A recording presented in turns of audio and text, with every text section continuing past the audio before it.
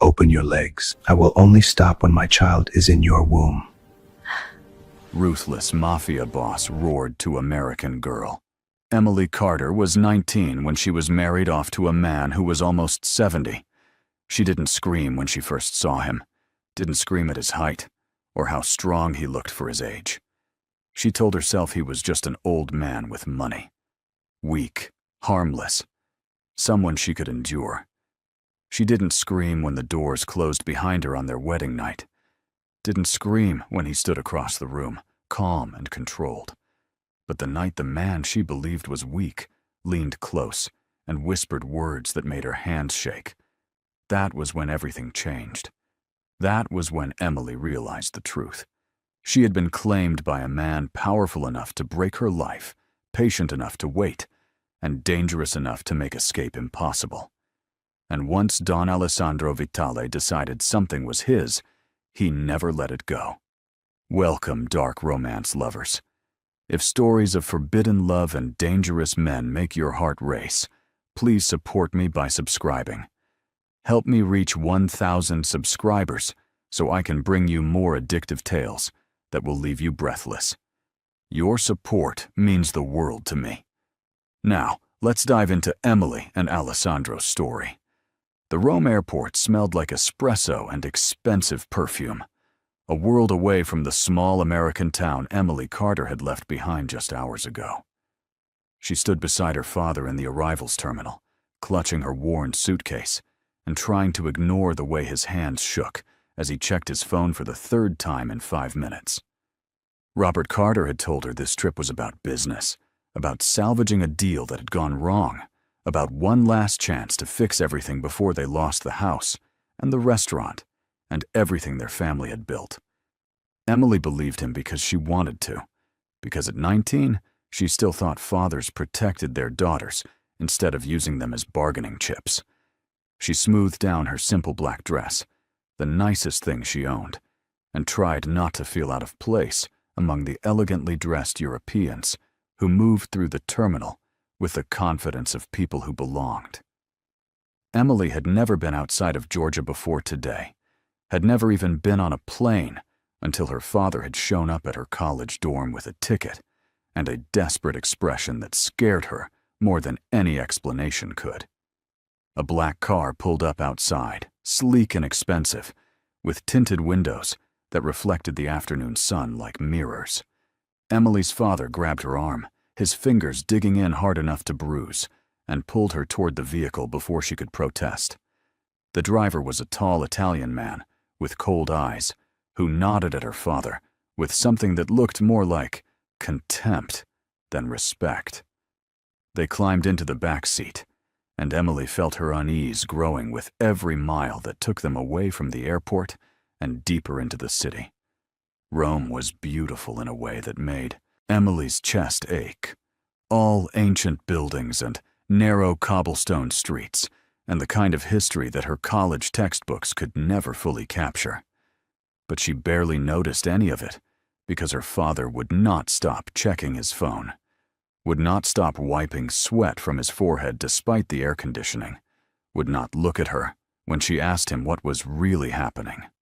The car drove through increasingly exclusive neighborhoods, past walls topped with broken glass and security cameras, until they reached a private villa that looked like it belonged in a movie about royalty or power, or things Emily had no business being near.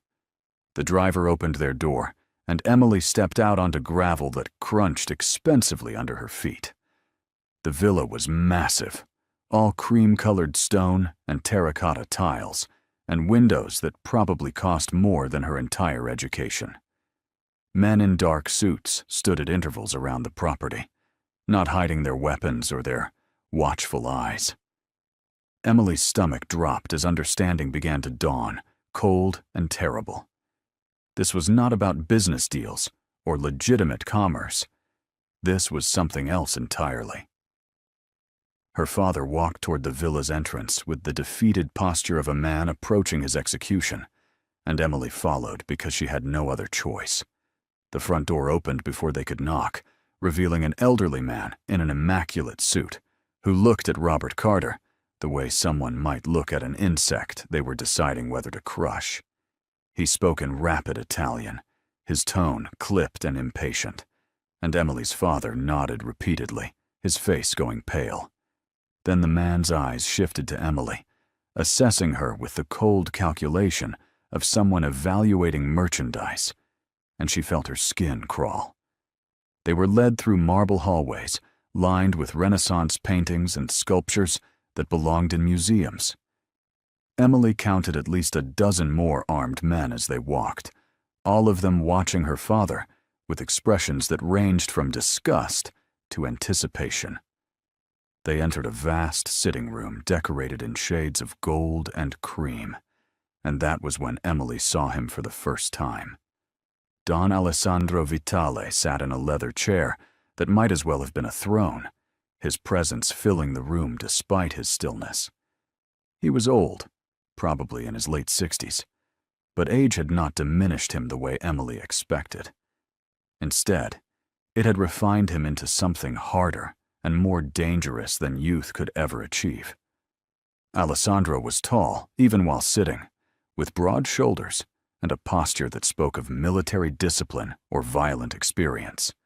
His hair was silver gray, slicked back from a face that would have been handsome if not for the coldness in his dark eyes. He wore a three-piece suit that probably cost more than Emily's father made in a year, and his hands, resting on the arms of his chair, were scarred in ways that suggested he had not always commanded violence from a distance. When Robert Carter entered the room, he actually bowed, his back bending in a gesture of submission that made Emily want to vomit. Alessandro did not acknowledge the bow immediately. He was looking at Emily with an intensity that made her want to step backward, to hide, to run. But she forced herself to stand still, to meet his eyes even though every instinct screamed at her to look away. Alessandro studied her face, her body, her clenched fists, and then he smiled, a small curve of his lips that held no warmth whatsoever. He said something in Italian, his voice deep and measured, and the room seemed to hold its breath. Robert Carter began speaking quickly, his words tumbling over each other in desperate explanation. Emily caught phrases like, "I can pay," and "just need more time," and "she has nothing to do with this." But Alessandro raised one hand, and her father immediately fell silent. The power dynamic was so clear, it might as well have been written on the walls. Alessandro owned this room, these men, and apparently Emily's father as well. Alessandro stood slowly, unfolding to his full height, which had to be at least 6'3". He moved with the controlled grace of a man who had spent decades training his body for violence, and Emily realized with a shock that he was not weak at all. Age had not diminished Alessandro Vitale, it had weaponized him. That evening, Emily was shown to a guest room that was larger than her entire dorm suite. The furniture was antique and expensive, the bed piled with pillows that probably cost more than her textbooks. But the windows were barred, beautiful wrought iron that was still unmistakably a cage, and when Emily tried the door, she found it locked from the outside. She sat on the edge of the bed, her hands shaking, and tried to understand what was happening. Her father had not spoken to her since they arrived. He had avoided her eyes, refused to answer her whispered questions, left her alone in this beautiful prison without explanation. Hours passed. Emily paced the room, tested every window, searched for anything she could use as a weapon or a tool. She found nothing useful, just expensive decorations and soft fabrics, and the kind of luxury that felt like a mockery of her situation. Around midnight, she heard voices in the hallway, her father's desperate tone and another man's calm Italian responses. Emily pressed her ear against the door, trying to understand, but they were too far away and speaking too quickly. The next morning, her father finally came to her room. He looked like he had aged 10 years overnight, his face gray and his eyes red-rimmed. Emily stood up from the bed where she had barely slept, her body tense with questions and fear. Robert Carter closed the door behind him and leaned against it as though it was the only thing holding him upright. Then he told her the truth, his voice flat and empty of everything except despair. He owed money, not to banks or legitimate creditors, but to people who did not accept bankruptcy or payment plans or anything except complete repayment with interest that had been compounding for 3 years. He had borrowed to save the restaurant after the fire, then borrowed more to cover the first loans, then borrowed more still until the debt had grown into something impossible. Alessandro Vitale controlled the syndicate that held Robert Carter's life in its hands. The debt was now over $2 million, an amount that might as well have been $2 billion for all the chance Emily's father had of repaying it. Emily listened to this confession with growing horror and rage. "Why did you bring me here?" she demanded, her voice shaking. "What do you expect me to do about your debts?" Robert Carter finally looked at her, and Emily saw something in his eyes that made her blood run cold. "Alessandro has made an offer," he said quietly. "He will erase the entire debt, every dollar. In return, you will marry him." The words did not make sense at first. Emily's brain tried to process them, to fit them into some logical framework, but they refused to form coherent meaning. "Marry him?" she repeated. "The old man? You are joking." But her father's face told her he wasn't joking. Emily started laughing, a high-pitched sound that bordered on hysterical, because the alternative was screaming or crying or both. "This is insane," she said. "This is human trafficking. This is illegal. We are in Italy, not the Dark Ages. You cannot just sell your daughter." "Alessandro Vitale can do whatever he wants," her father said, and there was a terrible finality in his voice. "He owns half of Rome. He has connections in government, police, courts. If I refuse his offer, I will disappear into a prison where no one will find me. Or I will simply disappear. And you, Emily, you will be left with nothing. No family, no money, no way to finish school. So you would rather I marry a man old enough to be my grandfather?" Emily's voice had gone cold and hard. "You would rather sell me to save yourself?" Her father flinched, but did not deny it.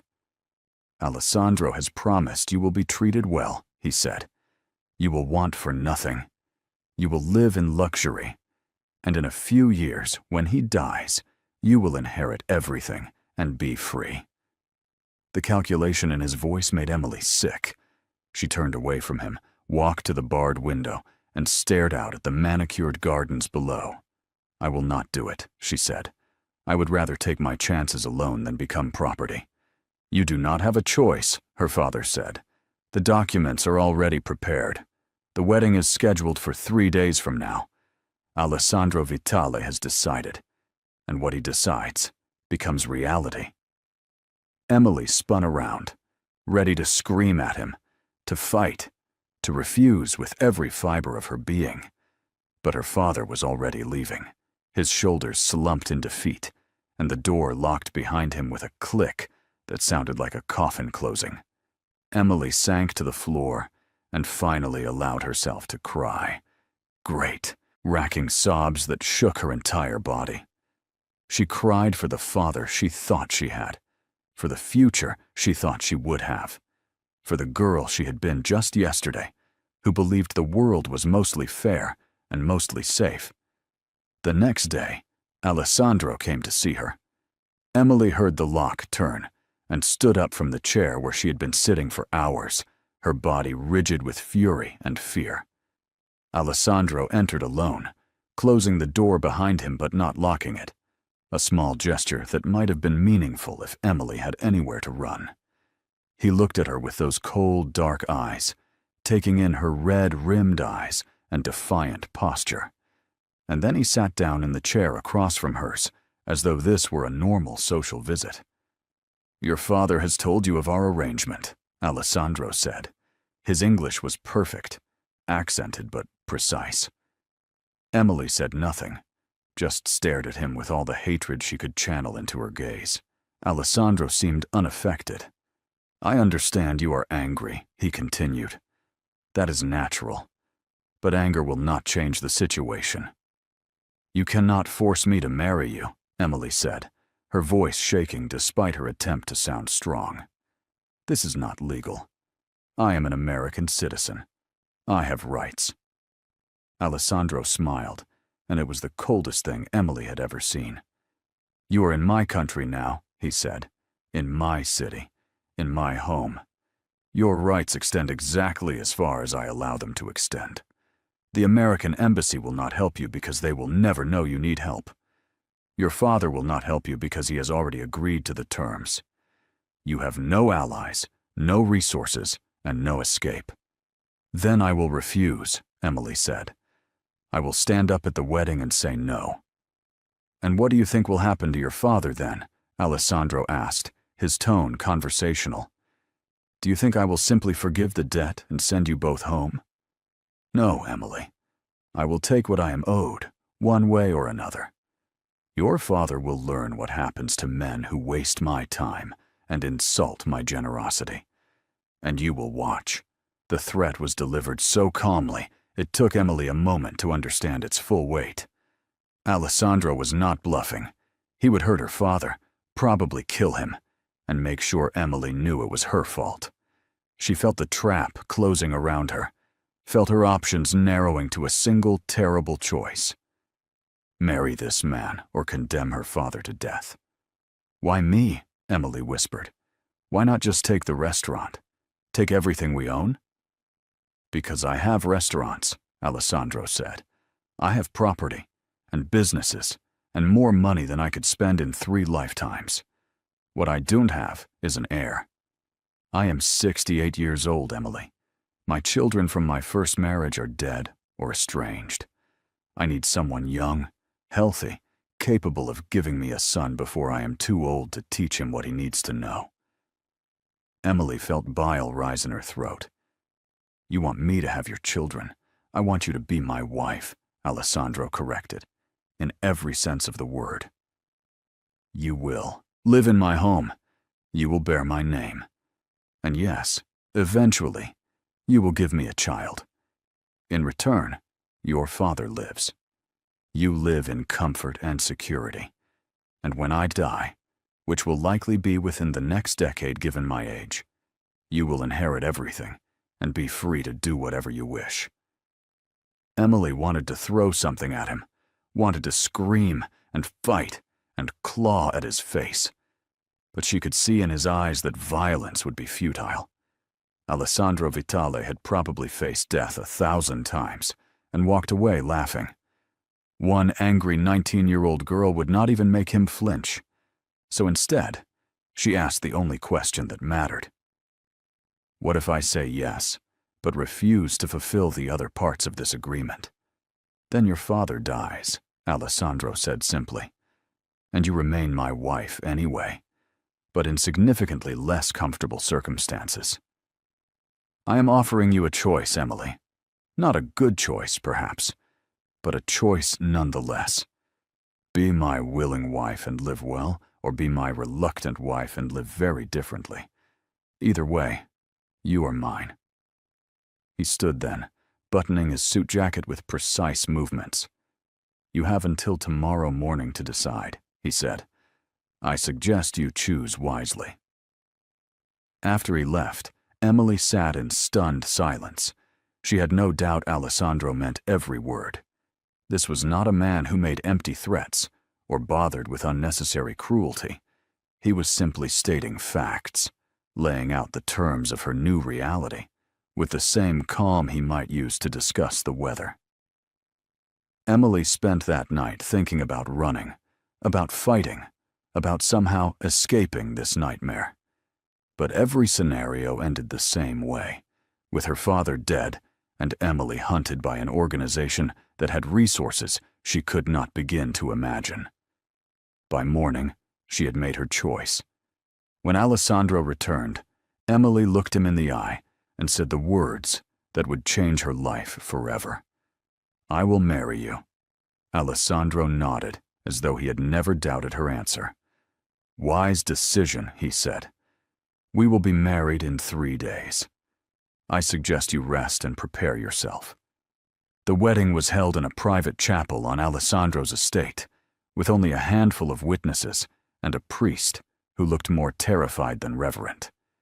Emily wore a white dress that Alessandro's staff had provided, expensive lace and silk that fit her perfectly, because of course Alessandro would have her measurements. She walked down the short aisle alone, her father notably absent. Alessandro had decided Robert Carter did not deserve to give away what he had already sold.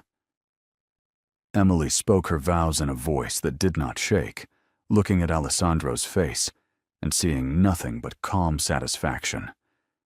When he slid the ring onto her finger, a massive diamond that probably cost more than her college tuition, Emily felt the weight of it like a shackle. They were pronounced husband and wife, and Alessandro kissed her briefly, a press of lips that was more about claiming than affection. Then it was over, and Emily Carter was now Emily Vitale, property of a man who terrified her. That night, Emily stood in Alessandro's bedroom, which was now her bedroom as well, and waited. The room was masculine and luxurious, all dark wood and leather, and the faint smell of expensive cologne. She had changed into a nightgown that one of the house staff had left for her, white silk that fell to her knees and made her feel exposed despite covering everything. Her hands shook as she heard Alessandro's footsteps in the hall, heard the door open and close. She expected violence, or at least demand, expected to be used like the property she now was. But Alessandro walked past her to the window, loosening his tie without looking at her. "You are afraid," he observed, his back still turned. "What do you think?" Emily replied, unable to keep the bitterness from her voice. Alessandro turned then, his eyes traveling over her with an expression she could not read. "I do not force women," he said. "I never have. You are my wife, and eventually that will mean intimacy. But not tonight. Tonight, you will sleep. I will sleep. And we will begin to build an understanding." Emily did not know whether to feel relieved or insulted. "So what was the point of all this?" she demanded. "The marriage, the threats, the control?" "The point," Alessandro said, walking toward her slowly, "is that you are mine now. Legally, publicly, completely. But I am patient enough to wait until you stop seeing me as your enemy and start seeing me as your husband." "I will never see you as anything but the man who bought me," Emily said, her voice shaking with rage and unshed tears. Alessandro stopped in front of her, close enough that she could feel the heat from his body. "We will see," he said quietly. "Now sleep. You are exhausted, and tomorrow your real education begins." He left her then, walking to the attached sitting room and closing the door behind him. Emily stood alone in the massive bedroom, trying to understand what had just happened. Alessandro Vitale, the ruthless Don who had forced her into marriage, had just given her the first night of her imprisonment without laying a hand on her. Emily did not trust the gesture, but she could not deny the relief flooding through her body. She climbed into the bed, which was large enough for 5 people, and cried herself to sleep. The next morning, Emily woke to find Alessandro already gone. A woman in her 50s entered with breakfast on a tray, introducing herself as Sophia, the head of household staff. Sophia explained in accented English that Emily would begin Italian lessons that afternoon, self-defense training the following day, and would be expected to accompany Alessandro to a social event by the end of the week. Everything was stated as fact, not suggestion. Emily was not being asked. She was being told. The Italian lessons were conducted by a stern professor who corrected every pronunciation with sharp efficiency. Emily was terrible at first, her tongue tripping over unfamiliar sounds, but she forced herself to focus. If she was going to survive in this world, she needed to understand the language. By the end of the first week, she could form basic sentences. By the end of the second, she could follow simple conversations. And by the third week, Emily realized that being able to understand Italian meant she could now hear the things people said around her, assuming she did not know what they were saying. The self-defense training was conducted by Marco, a former military man who treated Emily with professional courtesies and no sympathy whatsoever. He taught her how to break holds, where to strike to cause maximum damage, how to recognize threats before they materialized. At first, Emily went through the motions half-heartedly, seeing it as another form of control. But gradually, as her body grew stronger and her reflexes faster, she began to feel something like power. Not enough to escape Alessandro's world, but enough to not feel completely helpless within it. Alessandro watched her progress from a distance. He would appear at the edge of the training room sometimes, standing silently with his arms crossed, his eyes tracking every movement Emily made. She could feel his gaze like a physical weight, assessing and calculating. But he never interfered, never commented, never approached her during training. It was as though he was waiting for something, though Emily could not imagine what. 1 month after the wedding, Alessandro informed Emily that they would be attending a gathering of important Italian families. She would be presented as his wife publicly for the first time, and her behavior would reflect on his reputation. Emily wanted to refuse, wanted to say something defiant and cutting, but she had learned enough about Alessandro's world to know that public rebellion would only bring private consequences. So she nodded and allowed Sophia to dress her in an expensive gown, dark green silk that hugged her curves and fell to the floor in elegant lines. Alessandro wore a tuxedo that made him look like he belonged in old Hollywood films, elegant and dangerous all at once. When he saw Emily, something flickered in his eyes, gone too quickly for her to identify. "You look beautiful," he said, and it was the first compliment he had ever given her. "I look like property being displayed," Emily replied, unable to help herself. Alessandro's expression hardened slightly. "You look like my wife," he corrected, "and tonight you will act like it. These people will judge you, will look for weakness, will test you at every opportunity. Do not give them the satisfaction." The gathering was held in a palazzo that made Alessandro's villa look modest, all marble columns and frescoed ceilings, and champagne that probably cost more per bottle than Emily's monthly rent used to be. She walked beside Alessandro, her hand resting lightly on his arm, feeling dozens of eyes turn their way. The whispers started immediately. "She is so young. Where did he find her? Does she even speak Italian?" Emily kept her face carefully neutral, the way Alessandro had taught her, without actually teaching her, just by modeling that same control every single day. They moved through the crowd, Alessandro introducing Emily to men with cold eyes and women with calculating smiles. Everyone was polite to her face, but Emily could feel their judgment, their questions, their certainty that she did not belong in this world of power and violence and old European money. She answered questions about her background vaguely, the way Alessandro had instructed, giving away nothing real about herself or her family. She smiled when appropriate, and stayed silent when not, playing the role of ornamental wife with the skill of someone who had no other choice.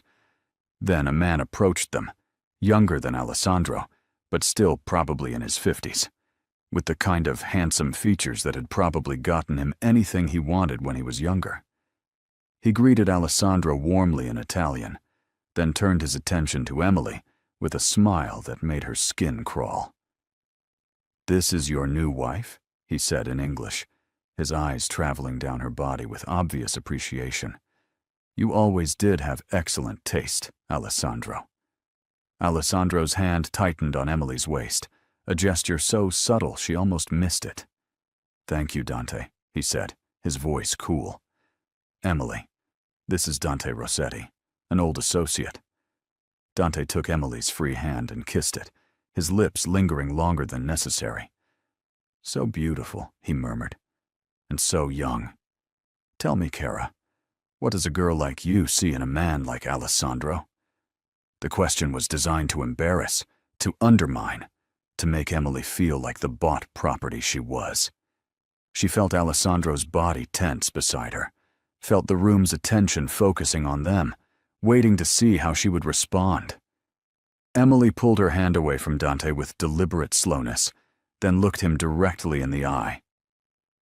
"I see a man who does not need to ask stupid questions to feel powerful," she said clearly. "Perhaps you should try it sometime." The room went silent. Dante's smile froze on his face, his eyes flashing with anger. Several people nearby made small sounds of shock or amusement. Emily held Dante's gaze, refusing to back down, her heart pounding so hard she could hear it in her ears. Then Alessandro did something that shocked everyone, including Emily. He laughed, a genuine sound of amusement that cut through the tension like a knife. "My wife," Alessandro said, his voice carrying pride that Emily did not expect, "is clearly capable of handling herself. Perhaps next time, Dante, you will remember that." They moved away from Dante, who stood frozen with humiliation, and Emily realized she was shaking. Alessandro guided her to a quieter corner of the room, his hand steady on her back. "That was dangerous," he said quietly, but Emily could hear approval in his voice. "Also magnificent. Where did you learn to do that?" "I learned from watching you," Emily said before she could stop herself. "You never let anyone make you feel small. I figured if I am going to survive being your wife, I should probably do the same." Alessandro looked at her with an intensity that made Emily's breath catch. "You are learning faster than I expected," he said. "That pleases me." "I am not trying to please you," Emily replied, but the words came out softer than she intended.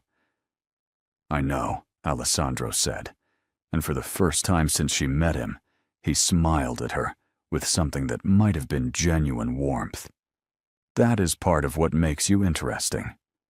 Over the following weeks, Emily noticed a shift in how Alessandro treated her. He sought out her company more often, asking her opinions on art in his collection or books she had read. He began taking her to quieter restaurants in Rome, where they could talk without the pressure of his world watching. He still maintained distance physically, still slept in the sitting room adjoining the bedroom, but Emily could feel something building between them, something that terrified and intrigued her in equal measure. One evening, they were sitting in Alessandro's private study after dinner, drinking wine and discussing Emily's progress with Italian. She had been reading Dante's Inferno in the original, struggling through the archaic language, but determined to prove she was not the uneducated American everyone assumed. Alessandro listened to her stumbling through a passage, then gently corrected her pronunciation. His hand brushed hers as he pointed to a word, and Emily felt electricity shoot up her arm. She pulled away quickly, startled by her own reaction. Alessandro noticed, his dark eyes studying her face. "You are afraid of me," he said quietly. "Still?" "Yes," Emily admitted. "You control everything about my life. You bought me like property. Why would I not be afraid?" "Because I have not hurt you," Alessandro said. "Because I have kept every promise I made, given you freedom within the boundaries of this life, treated you with respect despite having every right to demand obedience. What more must I do to prove I am not your enemy?" "You could let me go," Emily said, but there was less conviction in her voice than there should have been. Alessandro set down his wineglass and moved closer to her, close enough that Emily could smell his cologne and see the faint silver stubble on his jaw. "I will never let you go," he said, his voice dropping to something almost gentle. "You are mine, Emily, but that does not mean you must be my prisoner. It could mean something else entirely, if you would allow it."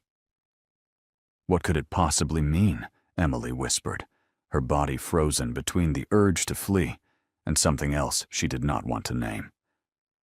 It could mean partnership, Alessandro said.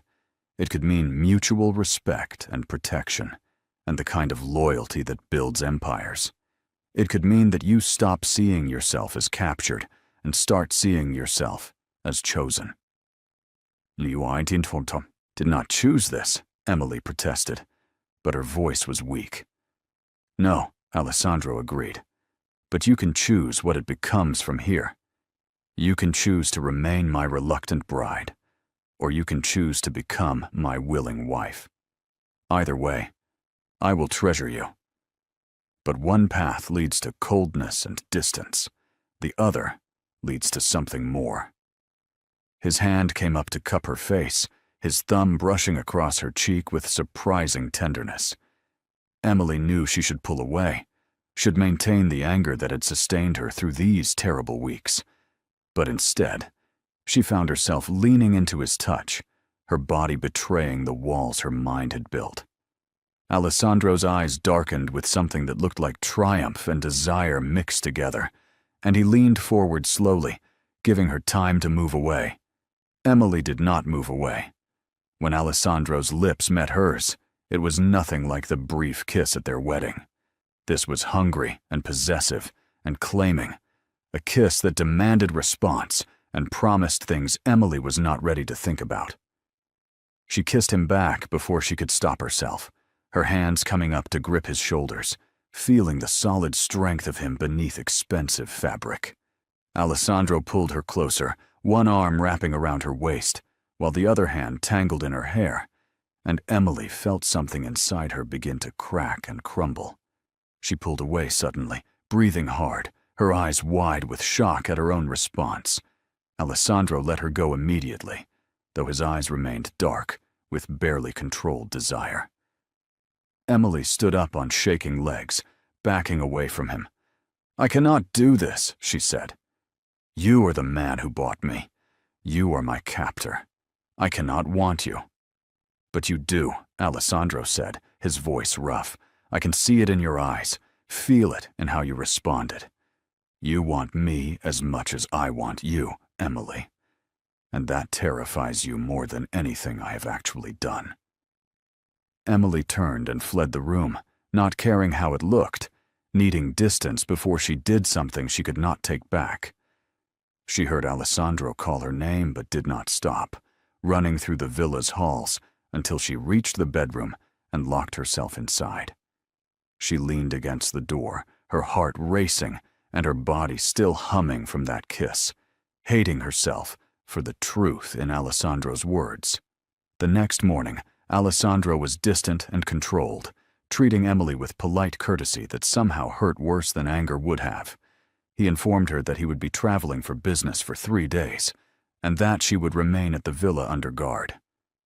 Emily wanted to be relieved by his absence, but instead, she felt bereft in a way that made no sense.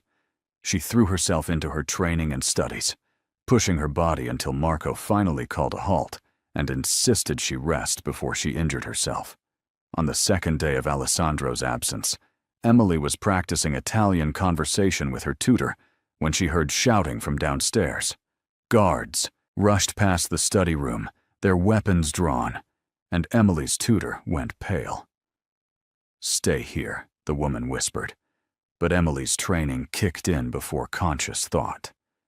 She grabbed the letter opener from the desk and moved to the door, listening.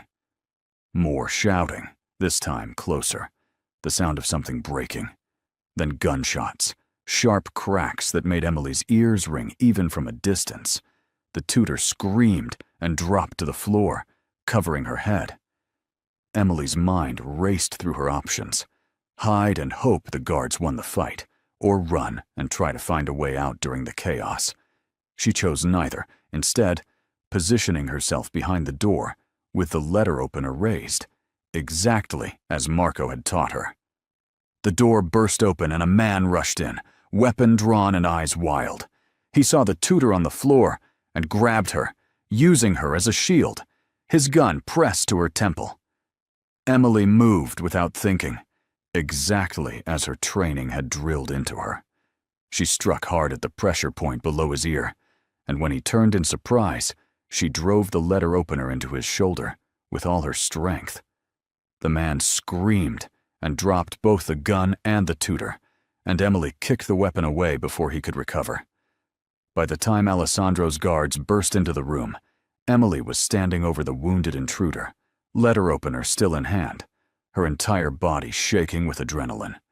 The guards stared at her in shock, then quickly secured the attacker and escorted Emily to Alessandro's personal quarters, the most defensible location in the villa.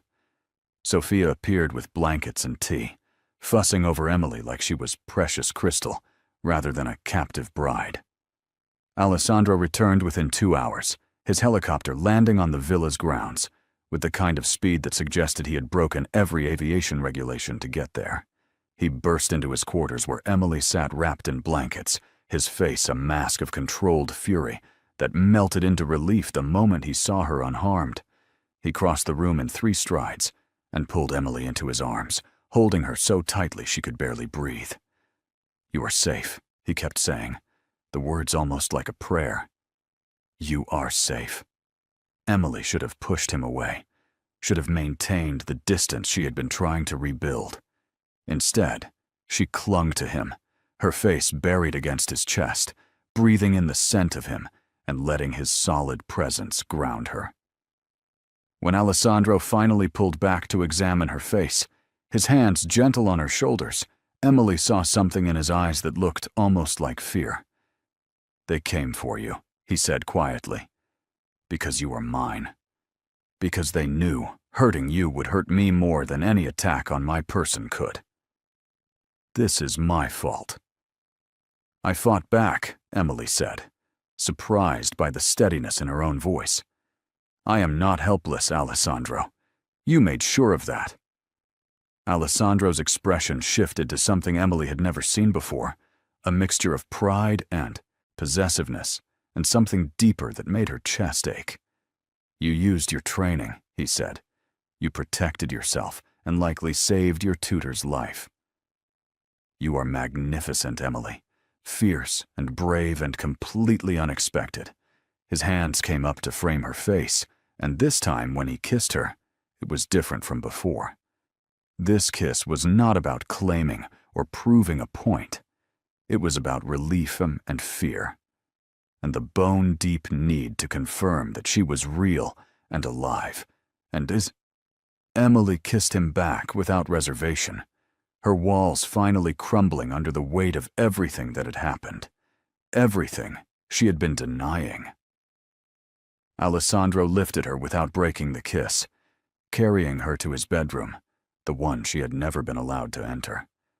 He laid her down on the massive bed with a gentleness that contradicted everything Emily thought she knew about him.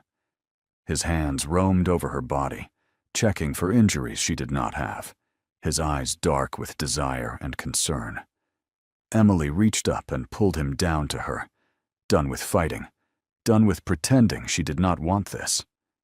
What followed was tender and intense and overwhelming. Alessandro worshipped her with his hands and mouth, taking his time despite the urgency Emily could feel vibrating through his body. When they finally came together, Emily cried out, not from pain, but from the intensity of feeling connected to this man who she had hated and feared and now wanted, with a desperation that terrified her. Alessandro whispered to her in Italian, words Emily was not fluent enough to fully understand, but the emotion behind them needed no translation. Afterward, Alessandro held her against his chest, his hand stroking her hair with gentle repetition. Emily waited for regret to set in, for reality to reassert itself and remind her that this man had bought her like property. But all she felt was safe and cherished and terrifyingly content. She fell asleep in his arms, and for the first time since arriving in Italy, she slept deeply and without nightmares. Emily woke the next morning to find Alessandro watching her, propped up on one elbow with an expression on his face that made her breath catch. "You are beautiful when you sleep," he said quietly. Unguarded and peaceful. I want to see you like that always. Emily sat up, pulling the sheet around herself, suddenly uncertain about what last night meant for their strange relationship.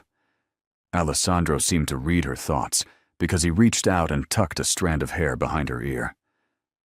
I will not let you pull away again, he said firmly. Last night changed things between us. You can deny it if you wish, but your body told me everything I needed to know. I do not know what I feel, Emily admitted. You are still the man who forced me into this marriage.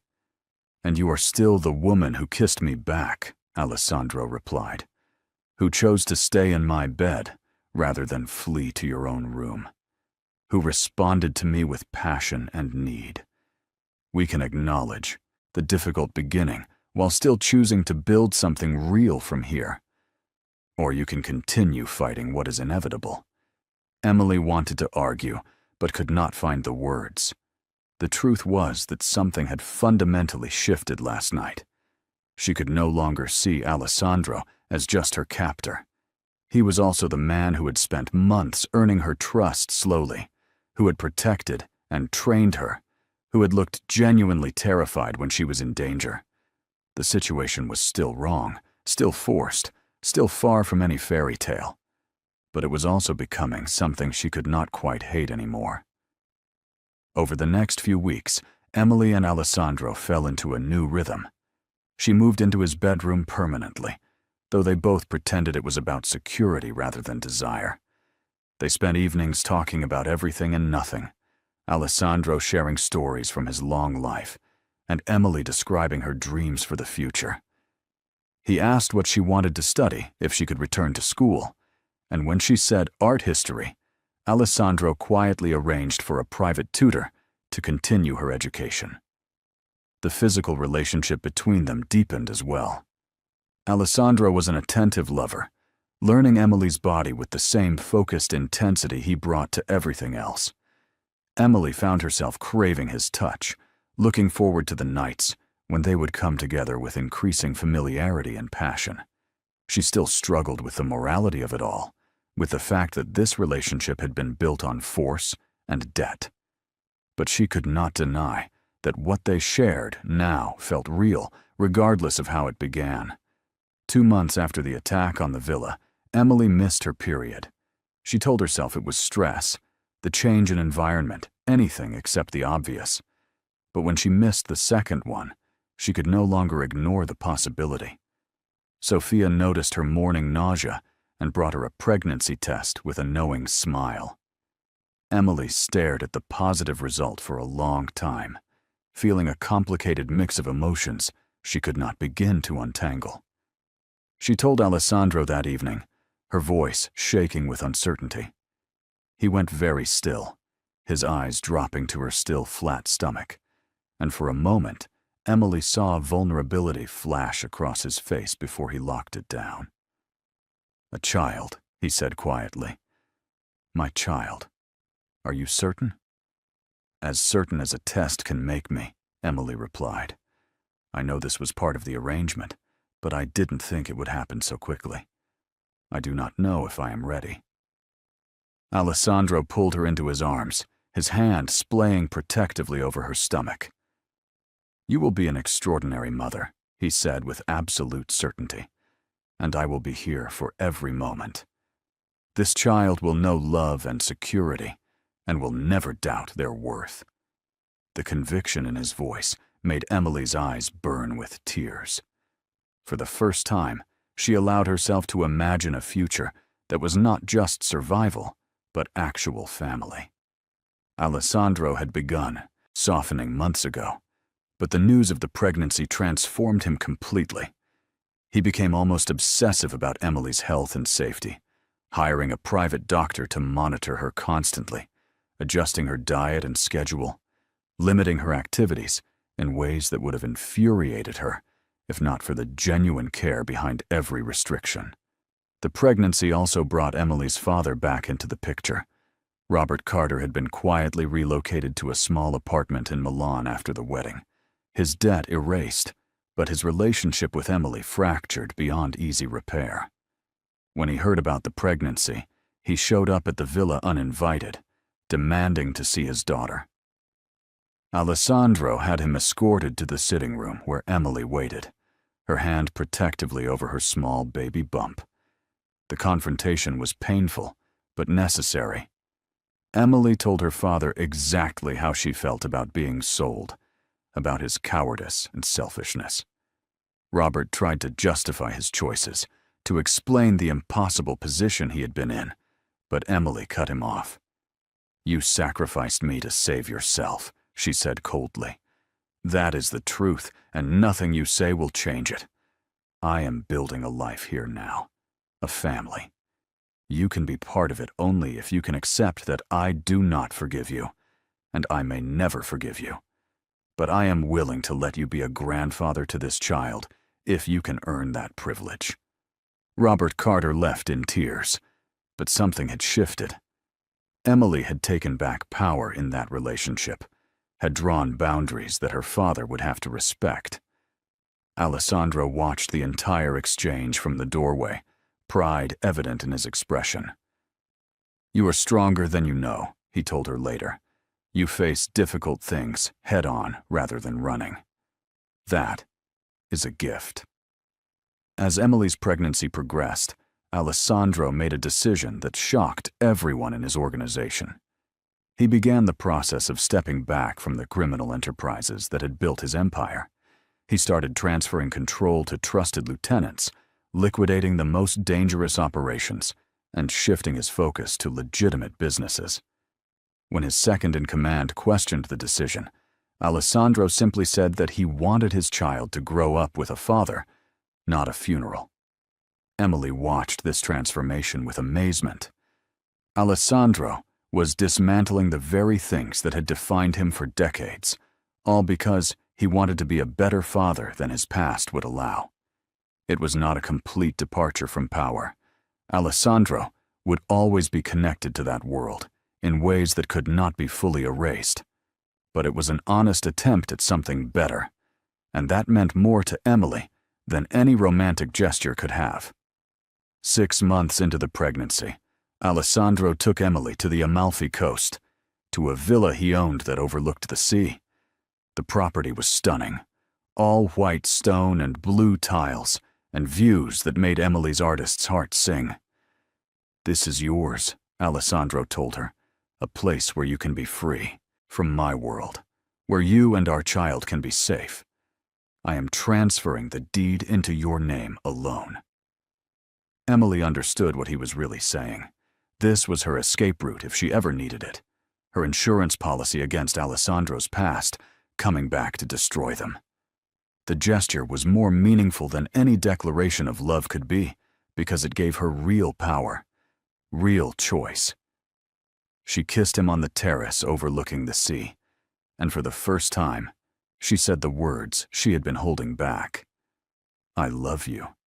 Alessandro's expression cracked, revealing the depth of emotion he usually kept locked away. "I have loved you since the moment you stood up to Dante Rossetti at that party," he admitted. "Since the moment I realized you were not afraid to be fierce in a room full of predators. You have changed me in ways I did not think possible at my age, Emily. You have given me reason to become better than I was." Their daughter was born on a warm spring evening, her cries filling the villa with life and hope. Alessandro held her with shaking hands, tears streaming unashamedly down his face as he counted her tiny fingers and marveled at her perfect features. They named her Sophia Maria, after the woman who had helped Emily survive those first terrible weeks, and Alessandro's late mother, who he had loved deeply. Emily watched Alessandro with their daughter and felt her heart expand in ways she had not known were possible. This man who had bought her, trapped her, and forced her into marriage had also given her security, protection, and eventually genuine love. Their story was not conventional or morally simple, but it was theirs, and it was real. 2 years later, they were married again, this time in a ceremony Emily chose. She wore a dress she picked herself, surrounded by people who genuinely cared about her, including Julia, who Emily had slowly allowed back into her life after months of difficult conversations. Alessandro stood at the altar watching Emily walk toward him, and when she reached his side, he whispered that she was the most beautiful thing he had ever claimed as his. "We claimed each other," Emily corrected, and she meant it. What had begun as a transaction forced by debt and desperation had transformed into a partnership built on mutual respect, passionate love, and the kind of loyalty that could withstand anything. They had a son the following year, a healthy boy with his father's dark eyes and his mother's fierce spirit. Alessandro scaled back even further from his old life, focusing on his family and the legitimate empire he was building for his children. Emily completed her degree remotely and began curating for a small gallery in Rome, finding purpose beyond survival for the first time since arriving in Italy. On their 5th wedding anniversary, Emily and Alessandro stood on the terrace of their Amalfi Coast villa, watching their children play in the garden below. Alessandro wrapped his arms around Emily from behind, his chin resting on her shoulder. "Do you regret it?" he asked quietly. "If you could go back and change things, would you?" Emily was quiet for a long moment, considering the question honestly. "I regret how it began," she said finally. "I regret the fear and the force and the lack of choice. But I do not regret where we ended up. You became the man you needed to be for me, and I became strong enough to stand beside you. That is worth something." "It is worth everything," Alessandro said, pressing a kiss to her temple. "You are worth everything." Emily turned in his arms and kissed him, tasting salt air and expensive wine and the complicated love they had built from impossible circumstances. She had been 19 when she was married off to a man who was almost 70. She had not screamed then because she had not fully understood what was happening. But if someone asked her now what she had learned from it all, Emily would say this: "Sometimes the worst beginning can lead to the most unexpected happiness, and sometimes the man who claims you is also the man who sets you free." If this story touched your heart, if it made you believe in second chances and dangerous love that transforms into something beautiful, please leave a comment below. Tell me what type of content you would love to see on my channel, and I will make it available. Your support fuels every story I create, and I am so grateful for each and every one of you. Subscribe and stay for more addictive tales that prove love can bloom even in the darkest soil.